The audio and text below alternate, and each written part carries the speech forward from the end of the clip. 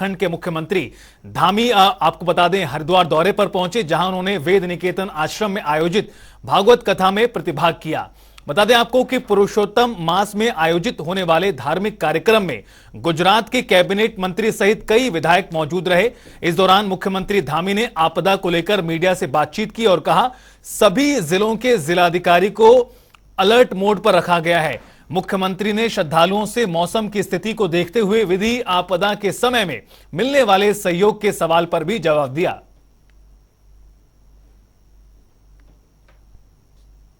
Monsoon सक्रिय रहा है और अतिवृष्टि हुई है, उसके कारण से पूरे प्रदेश के अंदर अनेकों स्थानों पर, चाहे आज हमारा चमोली जनपद हो, रुद्रप्रयाग हो, उत्तरकाशी, पौड़ी जनपद में कोटद्वार, दुगड्डा, उसके आसपास का क्षेत्र, नैनीताल का हल्द्वानी, रानीबाग, काठगोदाम वाला क्षेत्र, उधम सिंह नगर में सितारगंज, खटीमा, काशीपुर, बाजपुर, अनेकों स्थान जलमग्न हो गए हैं, जिसके कारण से अनेकों स्थानों पर सड़कों का नुकसान हुआ है, पेयजल की लाइनों का नुकसान हुआ है, पुल क्षतिग्रस्त हुए हैं, जनहानि भी हुई है।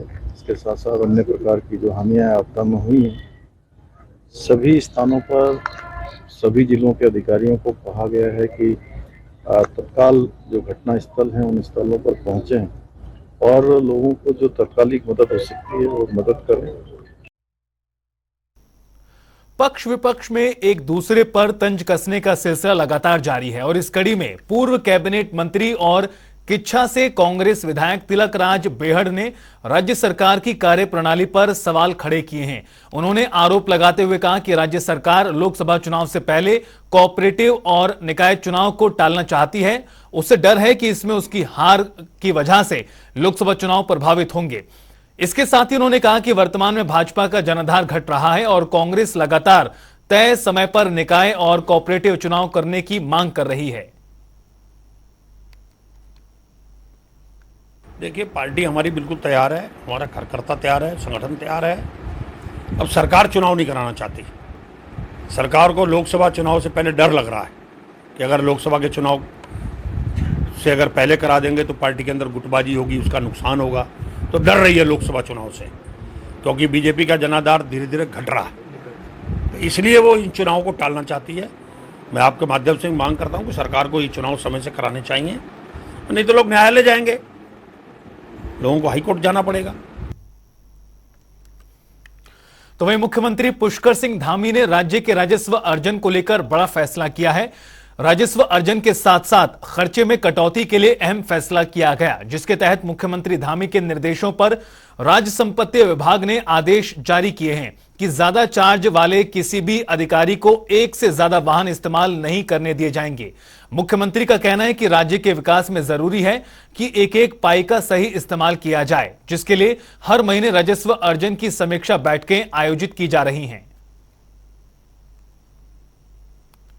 देखिए, लगातार कल भी हमने जो राजस्व प्राप्ति है और उसके विभिन्न विभागों से जो हमको आय होती है उसको लेकर हर महीने में हम एक बैठक कर रहे हैं और अभी तक जो हमने लक्ष्य रखा गया है पूरे साल भर का, उसका 4 महीने में 1/4 जो आय है वो हमको प्राप्त हुई, राजस्व की प्राप्ति हुई है। लेकिन इसके साथ साथ ये भी ज़रूरी है, जहाँ हम आय के बहुत सारे साधन बढ़ाने का लगातार प्रयास कर रहे हैं, लगातार सभी से अनुरोध भी कर रहे हैं, वहीं इस दिशा में चूँकि अनावश्यक रूप से जो फिजूल खर्ची है वो चाहे जिस रूप में भी है लंबे समय से चली आ रही है, उन सभी को रोकना भी चूँकि हमारे राज्य के लिए बहुत ज़रूरी है।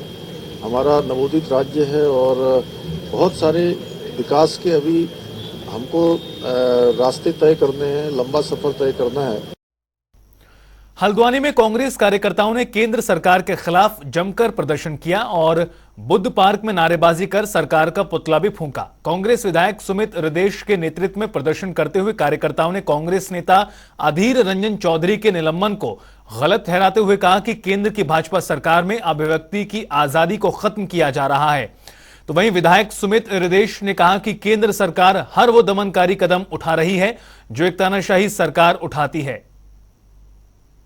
इस प्रकार से संसद में संविधान की धज्जियां उड़ाई जा रही हैं, अभिव्यक्ति की आज़ादी पे लगातार जिस प्रकार से प्रहार हो रहा है, राहुल गांधी जी की सदस्यता की बहाली सुप्रीम कोर्ट ने करवाई, हम उनका बहुत गहरे दिल से अभिनंदन स्वागत करते हैं। लेकिन अधीर रंजन चौधरी जी की जिस प्रकार से उनका निलंबन होता है और जैसी अडानी अडानी आवाज चलती है संसद में, पता लगता है कि कोई भूकंप आ गया है, क्योंकि उनकी ऐसी नस दब जाती है, ऐसा रिश्ता है उनका। स्मृति ईरानी जी बताएंगी रिश्ता क्या कहलाता है, नरेंद्र मोदी जी ये बताएंगे रिश्ता क्या कहलाता है।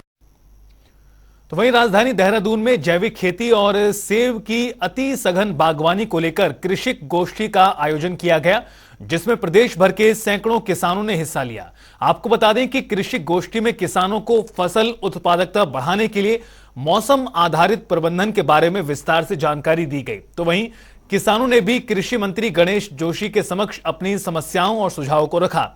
कृषि मंत्री ने जानकारी देते हुए बताया कि सरकार जल्द ही किसानों के लिए एक नई पॉलिसी लाने जा रही है। गोष्ठी में मिले सुझाव को लेकर सरकार नई पॉलिसी लागू करेगी, जिससे किसानों को खेती करने में काफी सहूलियत होगी।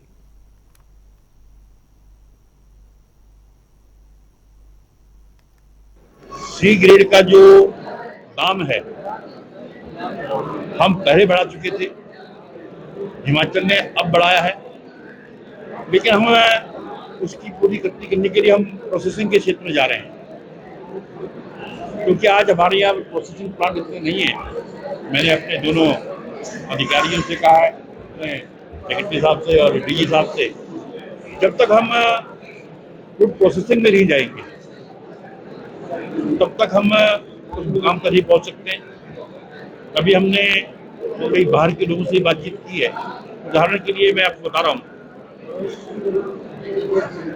पंजाब के अंदर, हरियाणा के अंदर चूनू बहुत होता है, वो 5 रुपए 6 रुपए किलो वहाँ पर बिकता है, फेंक भी देते हैं। वहाँ के लोगों ने एक प्रयोग किया, उन्होंने उस सस्ते फल को लिया और उसकी ब्रिक बनाई।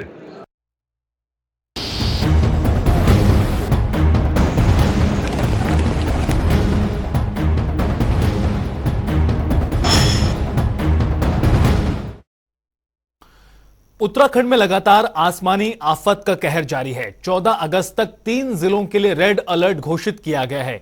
मौसम विभाग के अनुसार टिहरी, देहरादून और पौड़ी गढ़वाल में अत्यधिक भारी बारिश होने और बिजली गिरने की संभावना बनी हुई है, जबकि चंपावत, नैनीताल और उधम सिंह नगर में भारी से बहुत भारी बारिश का ऑरेंज अलर्ट है। अन्य जिलों में येलो अलर्ट रहेगा। तो वहीं मौसम को देखते हुए मुख्यमंत्री पुष्कर सिंह धामी ने प्रदेशवासियों से अनावश्यक यात्रा से बचने की अपील की। मुख्यमंत्री धामी ने जिला प्रशासन और एसडीआरएफ को अलर्ट मोड पर रहने के भी निर्देश दिए हैं। पिछले 48 घंटे 72 घंटे से लगातार जिस प्रकार से मानसून की सक्रियता है, जिस प्रकार से मौसम विभाग की चेतावनी है और अगले कुछ दिन भी लगातार मौसम विभाग का अलर्ट है, इसलिए हमने सभी से अनुरोध किया है। और जो हमारे बाहर से आने वाले लोग हैं, हमारे तीर्थ यात्री हैं, पर्यटक हैं, उन सभी से हम ये अनुरोध पहले से भी करते आए हैं, फिर से उनसे अनुरोध कर रहे हैं कि मौसम की ठीक प्रकार से जब तक जानकारी न हो जाए, ठीक प्रकार का मौसम न हो, तो अपनी यात्रा तभी जारी करें जब मौसम विभाग मौसम के बारे में सही जानकारी दे। इसके अलावा जो हमारे आपदा के क्षेत्र हैं, उन आपदा के क्षेत्रों की लगातार मॉनिटरिंग हो रही है। तो वहीं देहरादून विकास प्राधिकरण की आईएसबीटी स्थित रैमिकी मॉल और बस अड्डा संचालन की मुहिम को बड़ी सफलता मिली है। आपको बता दें कि बेल्ट ऑपरेट और ट्रांसपोर्ट मोड पर हो, इसलिए निर्माण को एमडीडीए चलाना चाहता था, ताकि इलाके को विकसित कर लोगों को और बेहतर सुविधा देने के साथ साथ अच्छा राजस्व भी हासिल किया जा सके। लेकिन एमडीडीए के इस निर्णय के खिलाफ कंपनी कोर्ट चली गई थी। कंपनी को कोर्ट से भी झटका लगा है। अदालत में एमडीडीए का पक्ष सही पाया गया और इस पर मसूरी देहरादून विकास प्राधिकरण के उपाध्यक्ष बंशीधर तिवारी ने बताया कि आईएसबीटी पर एमबीडीए यूनिटी मॉल का निर्माण कर संचालन करेगा। देखिए, प्राधिकरण की नज़र से अगर देखें तो प्राधिकरण की लगभग हमने कल बैठक किया था, तो 1.5 करोड़ की प्रतिमाह उससे आमदनी होगी और उसको हम लोग और व्यवस्थित कर रहे हैं। और उसका जो सौंदर्यीकरण है उसको बदलने के लिए, उसके फसाड को बदलने के लिए इसको यूनिटी मॉल का रूप दिया जा रहा है। उसके लिए अब हमने आर्किटेक्ट्स जो हमारे इंटरनल है उनको काम दिया हुआ है। उसको उल्टी माल के रूप में बदल करके कैसे हम और इसे आय अर्जित कर सकते हैं, तो उसको लेकर के हम लोग आगे बढ़ रहे हैं और माननीय न्यायालय ने आज फैसला जो है प्राधिकरण के पक्ष में दिया है। निश्चित रूप से हम लोग सही हैं और उसको लेकर के आगे बढ़ेंगे। रुद्रप्रयाग के जखौली के एक प्राथमिक स्कूल में हालत काफी खराब है। स्कूल में पिछले 11 दिनों से ताले लटके हुए हैं। अभिभावकों का कहना है कि स्कूल में कई दिनों से ताला लटका हुआ है और बावजूद इसके बच्चे स्कूल आते हैं और चले जाते हैं। वहीं बेसिक शिक्षा अधिकारी ने बताया कि स्कूल की प्राचार्या मानसिक रूप से स्वस्थ नहीं है।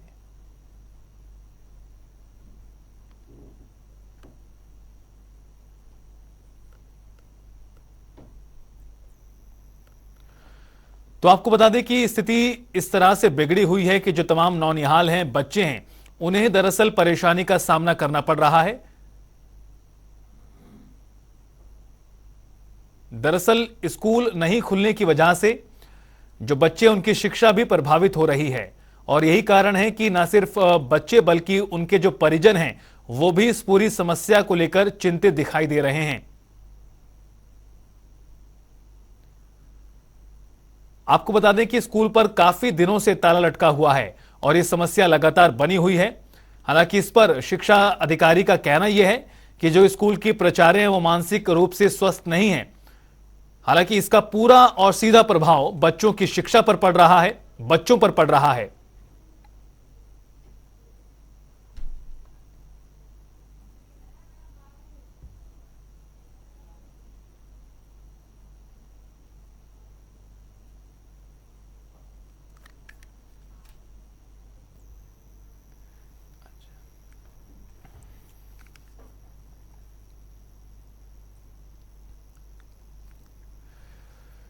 चलिए अब रुख करते हैं 2 मिनट में 10 बड़ी खबरों का। प्रदेश के सरकारी खजाने पर सीएम धामी सख्त, 1 से अधिक चार्ज वाले अधिकारी नहीं कर सकेंगे 1 से अधिक वाहन का इस्तेमाल।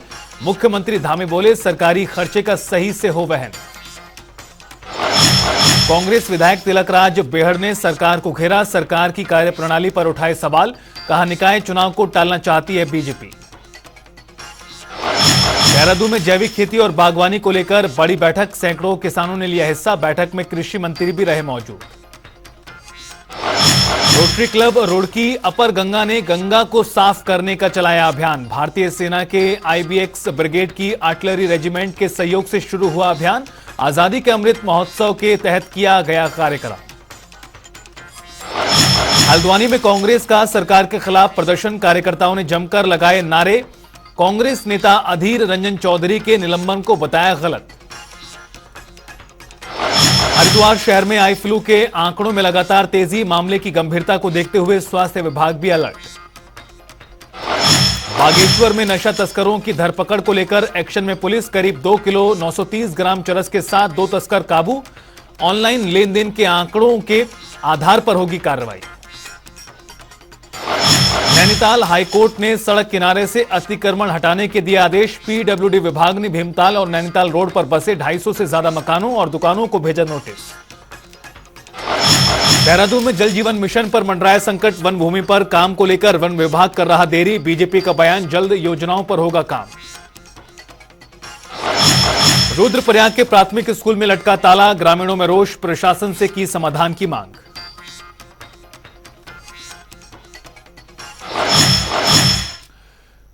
और फिलहाल इस बुलेटिन में इतना ही, रुकेंगे छोटे से ब्रेक के लिए। आप देखते रहिए जनता टीवी।